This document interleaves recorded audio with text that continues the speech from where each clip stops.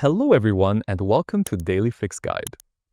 In today's video, I'm going to guide you on how to fix the "You Need Permission" error in Google Drive, even if you are the owner of the file or folder. So this can be super frustrating, but I'll walk you through a simple step-by-step process to get the access back. Now, without wasting more time, let's jump right in. First, make sure that you're signed in to the correct Google account, especially the one that owns the file. And now once you are signed into the correct Google account, click on the Apps option and go to Google Drive. Now once you're in your Google Drive account, simply try to open the file or the folder to see if you're able to access it or not. So simply double-click on it. And as you can see, the file is opening. So sometimes double-checking your own account can solve accidental access problems as well.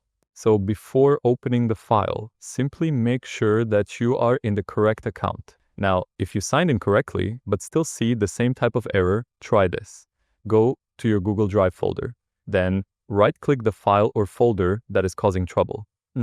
Click on Share, and then in the sharing options, in the General Access section, make sure that your account is listed as owner or editor. If you see yourself but still can't access the file, simply click on your name, remove your access, and then re-add yourself as an editor.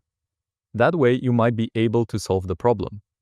So if your email isn't listed, simply type it in right here, then assign yourself as an editor, and then you can share that file with other emails. And if it is a folder that you're having problems with, check each item individually, because sometimes files inside a shared folder have different permissions as well.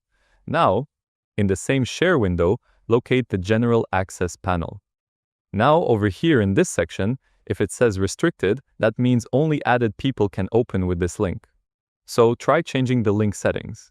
And while you're doing that, set the link access as editor, and then copy the link directly and open a new window in private or incognito mode, and then open the file directly there. As you can see, you should be able to open the file, and if you want to download it, you can also do it right here. If you have more than one Google account signed in, sometimes your browser can also get confused. So what you do is open the file or folder link in incognito mode, and then once you're inside incognito mode, simply click on the sign in option and sign in with the owner account. That way you should be able to access it directly even if your original browser is confused. Sometimes cache data can mess up with permissions as well. So what you do is on Chrome, click on the three dots at the top right-hand side here, and then go to Settings.